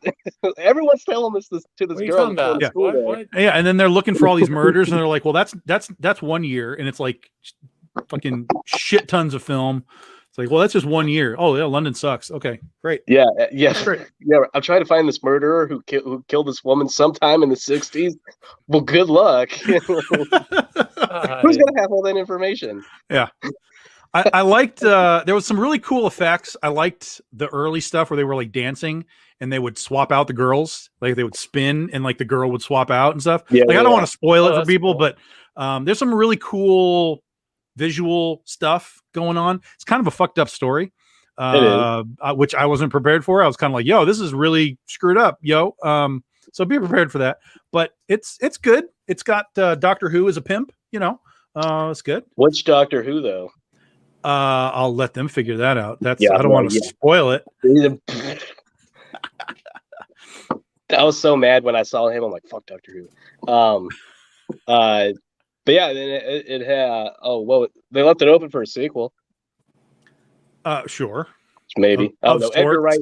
Edgar Wright doesn't really do sequels though. Edgar Wright directed this. Who did Shaun of the Dead, Hot Fuzz, Baby Driver. He did the World's End. Basically any movie of Simon Pegg. Yeah, Except for Star Trek. Except Simon Pegg wasn't in this one. No, I know. I was waiting for Simon Pegg to show up at some point in this movie. I was so excited. I'm like, where he's going to show up as like a gay fashion designer at this school. Nope. And then there's like a dumb line in the movie where like there's a kid that's from South London, and then she's like, I just want to go home, and he's like, I'll take you home. And she goes, you got a car? And he goes, well, I'm from South London, love. How else would I get to North London? I'm like, what the fuck? Yeah, that was the most dumbest line in this whole movie. There were some weird tangential things that didn't really work, but it was okay overall. It was all right. The visuals were cool. It's worth a run. I'm not buying the Blu-ray, but it was worth a run. So yeah. And now next week, Eternals is around the corner. I am hearing so many bad things about this movie. Yeah, oh my God. It's going to get the Oscar nomination for Best Visual Effects this year, but that's it. I don't know. We'll see. I'm curious what I'm mostly excited to see the post-credit scene. That's all I care about. I think that's all anyone's here for anymore. Show me the Spider-Man trailer. I'm here for the Spider-Man trailer. Lead this into the multiverse, please. Yeah. You know what's weird is I find myself seeing Salma Hayek and Angelina Jolie in this movie and being completely pulled out of it. Like I have no belief that these actors should be in a Marvel movie. Like we have literally ran the gambit on these fucking superhero movies that now are casting Salma Hayek and fucking Angelina Jolie as superheroes. Yeah. What? I can't. I don't know, man. I don't know. Like all the other people that are in it, I don't know who the hell these people are. So it's like, okay, fine. They're whoever they are. Well, they got two guys from Game of Thrones in it. I don't know Game of Thrones. Oh, well, Kit Harington plays Black Knight. Okay, and then the one guy, the guy who plays Icarus, he's Rob Stark in Game of Thrones. You should watch Game of Thrones, Tom. You really like it. Oh no. There's a lot of incest in it. I've given that show enough opportunity. Same as like Rick and Morty. What a pile of crap it is. Oh yeah, and then there's that comedian guy in it that everyone got racist with because he got jacked. Like, you're a comedian, you can't get jacked, and you're the Indian guy, right? The Indian guy, yeah. And everyone was like super racist and also like nerdist. Like, you can't be a superhero and be jacked and a comedian. And he's like, what the fuck? Like, do you just want me to be the freaking stereotypical Indian guy answering phones in movies? Like, what do you want me to do? That's just stupid. Yeah, that's just stupid. It should be like I said, post-credit scene will probably be the highlight of the whole movie. I really hope they don't set it up for Eternals 2. There is nothing about that on the slate for the next 5 years. They did say that what's his name is playing Adam Warlock, the guy who got bitten in the nuts by that spider in that movie with Jason Sudeikis. Yep, that guy's gonna be Adam Warlock. Yeah, but have you seen him as he is now? Like, he's already jacked. Yeah. He's already not that kid anymore. And now he's going to be able to get like superhero trainers to shape him up. He'll be fine. He's going to get the Hollywood fucking workout. Here, take these steroids. You'll be fine. We'll do the Chris Pratt workout. Like, remember Chris Pratt was fat? Yeah. Oh yeah. Like, there's that season of Parks and Rec where he's like super fat, and then like the next season he's jacked. He goes, "Yeah, just stop drinking beer, and like all of a sudden you just become fit." Like, no, it's not how it works. That's not how it I wish works. that's how it worked. Jim's like, no. Yeah, like I stopped drinking beer for a month and I actually gained weight. So what the fuck?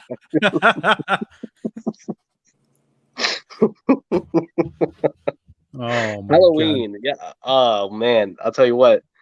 So if we're ranking Halloweens, there's 12. There are 8, 9, 10. There are 12. Yes. So we're at 12, and it's isn't it ironic that it ends at 13? Ends on 13. Yeah.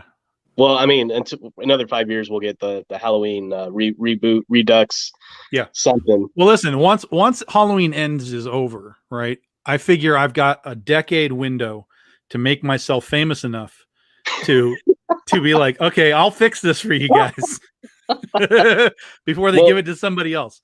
I bet you when we hit the Halloween 50-year anniversary, something's going to happen. They're going to do something. I would imagine. Yeah. So if we're going to rank them, what do we? So Halloween, the original Halloween, number 1. Yep. Halloween 3 is number 2. Everything else doesn't matter. Personally, for me, I really like Halloween 3. I'm one of the few people that like Halloween 3. I'm a hipster. I'm not against it, like ooh, but like no, it's not something I would ever even choose really to watch again. Really? So, yeah.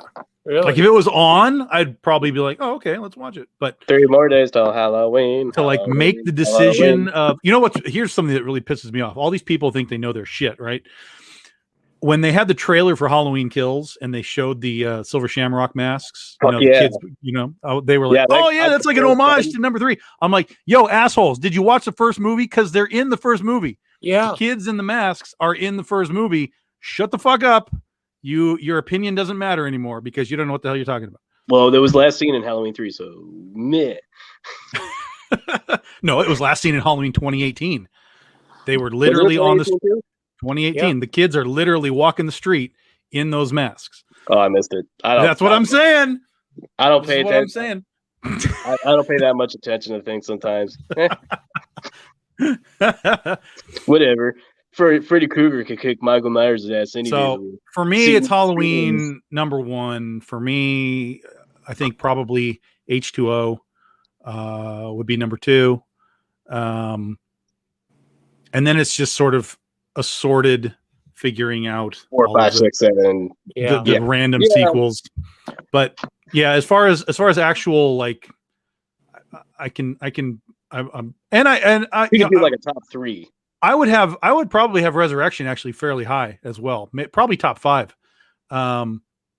Which seems kind of weird, but I don't hate that movie. So yeah. What about you, David? What would your top 3, top 5 be? It's got to be 4. 1, 2. I always watched the Halloween movies. I always watched 1 and 2 together. Mm-hmm. I was just like, okay, that's always been one movie. And basically, it is, yeah. Yeah, 3, then H2O. See, David has the right choice. Halloween 3. I'm like Jim. I love 3. Fuck yeah, dude. 3 is interesting. 3 is interesting on its own. Yeah. Its own thing. I totally get it. I totally understand it. I'm curious. Had they not brought back Michael Myers and they went ahead and did Halloween 4 just to be like, fuck you, it's an anthology series, it's not an ongoing series. Like, how many Halloweens you think we would have gotten 12 more Halloweens? No. I think that there's a really interesting opportunity to do something like that now, especially when you're talking about like the success of like Trick or Treat, that anthology movie, right? Oh, where you had like the kid that just kind of ran around, but it connected all the stories. Like I think the fans like it might need to be and I hate to say it like this, but it might have to be like a universe situation where you like tell a story. Like, for example, you tell Michael Myers' story and then Halloween 2 is in the same universe. Like they reference the town, they reference the events, whatever it is, but you tell a different story, but it references back. It's not like Halloween 3, which was just completely its own, sitting in its own box. You know, there was no reference to anything else. I think you could do something like that. And just call it, you know, Halloween 1, 2, 3, 4, 5, right.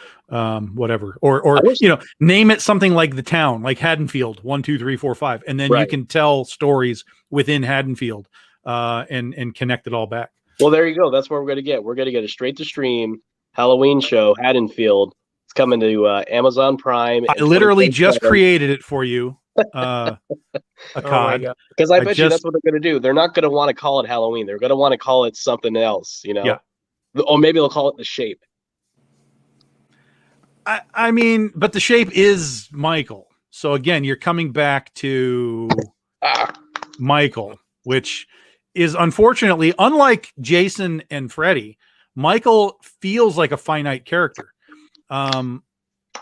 Because in his original mode, his job was to kill off his family.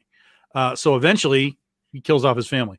Also, Michael has always been within context of real time until the reboots kind of came around. But even when they did H2O, he was in real time. They talked about him being like 50 years old or something in H2O. So he's always been a real time character. Now he got rebooted for Rob Zombie and whatever. But even now, the reboot now is a real time Michael's old thing. So you either have to go with a complete reboot, like we're starting over, Michael's young again. I don't know how you do that. Or you have to go outside of the Michael mythos and keep Haddonfield, you know, whatever you want to do. But and Halloween's beating all the slashers that were inspired after Halloween. Halloween still holds the most movies. Well, actually, it's right now it's tied with Friday the 13th. But after next year, it'll be the most slashers or the most movies in the franchise. So if they ever do another Friday the 13th, well, that'll be different. It'll be the 13th Friday the 13th. Yeah. And then Freddy, I think, they're up to 10. So the next one would be on the 11th. Is there 10? There, if you count Freddy versus Jason. Okay. Yeah, I mean that's fair. And New Nightmare would be 9. No, wait. That seems like too many. I thought that New Nightmare was, I thought New Nightmare was 7. New Nightmare 7. Okay. Freddy versus Jason is 8. So there's 8. So it'd be in the reboot. Well, 9 in the reboot. Yeah, the reboot. Right. Okay, that makes sense. So we would be up to 10 on the next one. There you go. Okay, that's fair. That's fair. Yeah. That's who. I mean, I wish Robert Englund would come back. Nightmare on Elm Street has a bigger problem because you can't do it without Robert Englund. Yeah, and he doesn't want to do it anymore. Yeah, and he's going to die at some point. So I'm looking at the list here of the highest grossing slashers. Yeah, Halloween's number 1. Wow, that kind of surprises me. 2, 3, and 4 is Scream, Scream 2, and Scream 3. Good Lord. Freddy versus Jason is number 5, and the Texas Chainsaw Massacre is number 6. Wow. Actually, this is actually really crazy. So of the top 10, let's see, 1, 2, 3, 4. 4 of those movies in the top 10 are directed by Wes Craven. Wow. Well, that's because it's the same series. Well, A Nightmare on Elm Street is number 9. Right. So, but then 4 others are Screams. You think the new Scream comes out in January. Do you think it's going to do well? I don't know. Are they calling it Scream or Scream 5? It's just called Scream. Yeah. It's like Halloween. It's just called Scream. Wow. And it'll be the 27th, 28th. It hasn't hit the 30-year mark. So this will be the 28th. 28 years since the original Scream. And well, and Scream had a TV show too on MTV. That's true. Yeah. And this isn't a reboot or a remake because this is a direct sequel. Yeah, it has. Yeah, it's got our boy David Arquette and Courtney Cox and old girl Sidney Prescott in it. Mm-hmm. Hell yeah! I'm actually pretty excited about that one. I'm going to see. I'm not. I liked the first one. I was out on the whole series. It didn't hold me for much longer. But I don't. I like the first one at all. I know I saw 4, but I don't remember it. I don't remember it either. I know I've seen it. Because I've definitely seen 2 because they killed my boy Jimmy Kennedy in 2. I know I've seen 3, but Kimberly, basically what you're describing here is essentially what part 6 was. This is essentially part 6, Halloween part 6. Michael's evil passes into another child, becomes a new killer, blah, blah. That's essentially part 6. That's almost identical to what they did, without the idea that Michael banged his niece. Wait a minute. I thought Haddonfield was in Illinois, not West Virginia. It is not in Alabama, sir. I know what you did last summer is number 7 on the top 10 grossing slasher films. Interesting. And then but that one had Buffy in it, so she was going to draw some attention. Yeah. Happy Death Day is number 10. Oh, I'm sorry, number 11. Wait a minute. There's 2 Halloweens, and there's Halloween at number 1. Okay, that's the 2018 Halloween, and then Halloween at number 10 is the 70. No, that's the Rob Zombie Halloween. Well, yeah, you're talking about adjusted money. The first Halloween movie was $300,000. It made like I want to say like 80 million or something. But you're talking about 1978 money versus 2007 money. It's a very big difference. Yeah. Big difference. Child's Play's at number 29. Where's the first Hellraiser? Hellraiser's not a slasher though, is it? I guess technically not. Yeah. It's horror. It's not slasher. Yeah. It's definitely not. I don't see it on the list. House of Wax on this list. Bride of Chucky, Halloween, Child's Play, Happy Death Day to You, Candyman, Halloween 2. It's literally all the same franchise. It's like Halloween, Nightmare on Elm Street, Child's Play, Black Christmas. Which Black Christmas is this one? 2006 Black Christmas. What about No. oh my God, I'm losing it now. Silent Night, Deadly Night. with the Santa Claus killer.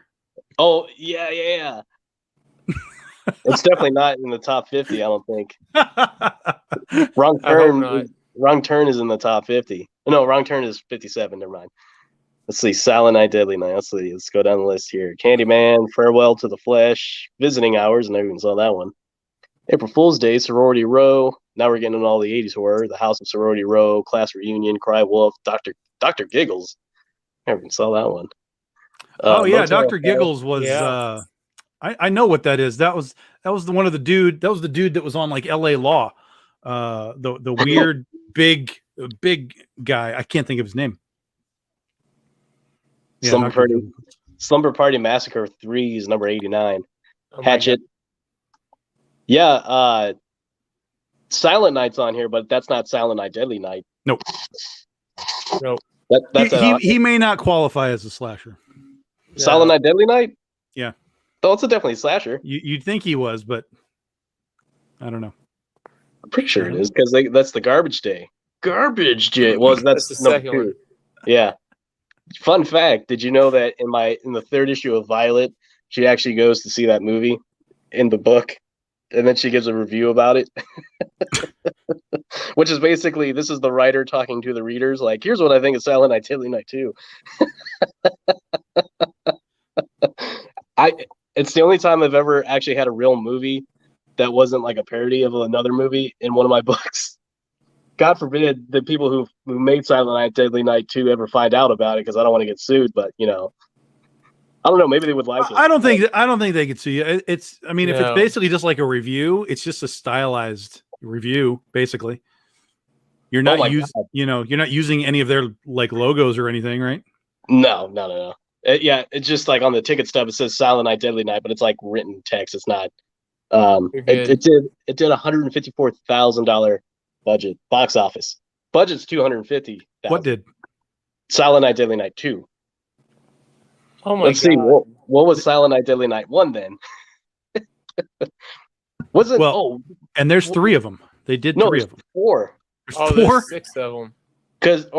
Maybe there were 6. Because Holy- Wilford There's a Brimley's in lot one of of them. them. Oh my God. Diabetes guy shows up in it. Yep. Wilford There's Brimley. 7. Yeah. Mosley's So in the first one made $2.5 million on a budget of $750 million. I'm sorry, 750,000. 750,000. Still almost $1 million budget for a fucking the sets weren't that dynamic in the movie. So that movie that you No. saw on there, Silent Night, that is this. The Silent Night is part 6 of this series. What the fuck? Oh my God. That's fucking nuts. Yeah, Silent Night is part 6 of the series. I've only seen 1 and 2. I've never seen the other 7. I've seen them all. You've seen all of them? Oh my Yeah. God. I've only seen When the I was first younger. 2. And a friend of mine had part 3, so I was like, "Oh, there's another one." So yeah, Interesting. Clint Howard is in number 5. Yep. I can't remember which one was the toy maker. That's number 5, the toy maker. Okay, yeah, well, he brings the toys to life, kill people. Silent Night, Deadly Night 4 is Brian Usna, who you remember from Society and The Reanimator. Reanimator and Beyond from Beyond and wow. Silent That's- Night, Deadly Night 4, Initiation. Who's amazing. in this movie? Clint Howard's also in this one. Wow, Clint Howard came back for 2 Silent Night, Deadly Night films. That's amazing. Is anyone That's else- amazing. 6 of those freaking things. That's crazy. Man. Silent Well- Night. Well, now we know what we're doing for our Christmas Now we can do a episode. Silent We're gonna do Yeah. an entire Silent Night series. Night. Malcolm McDowell is in the final Silent Night. See, it all comes full circle. It all comes full circle.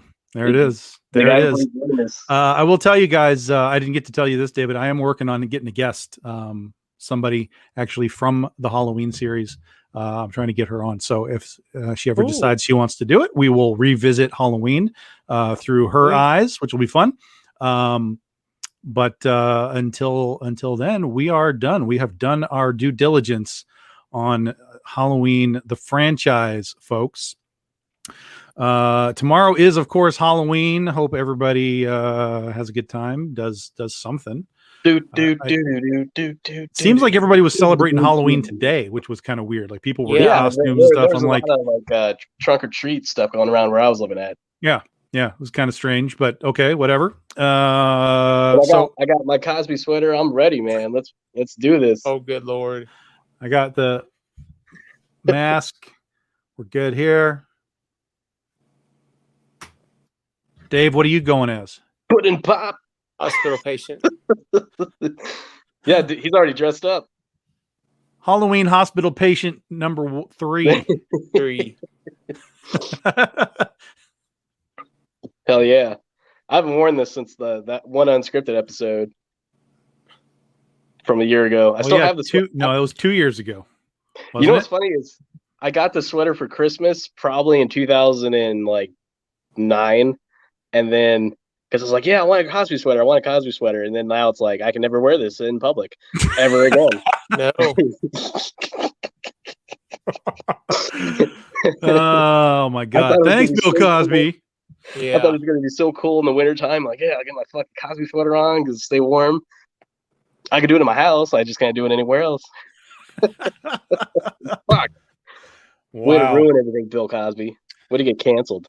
All right, guys, we are done. Again, go check out Netflix, the movies that made us. There is a Halloween episode. It's really good. It's very cool. Also, And- check out Family Matters Season 8, Episode 7, Stevel, where Steve Urkel creates a dummy based on himself, and then the dummy comes to I life. remember that one. Wasn't it a robot? Didn't he make No. a robot? No, it was a dummy. It was a Halloween episode. Oh, okay. And then the dummy tries to kill all the Winslows. No, there's an Urkel bot though. There is an Urkel bot. Yes. Okay. Yeah. Okay. So You're I'm not right, crazy. right. There is an Urkel That bot. does happen. He does create a robot based on himself. It's in the later run of Family Matters where the guy who plays Steve Urkel is like 25. Oh, jeez. And he's still Okay. trying to do the voice. Oh, man. It's at the point where they've already introduced a new kid to increase the cute factor.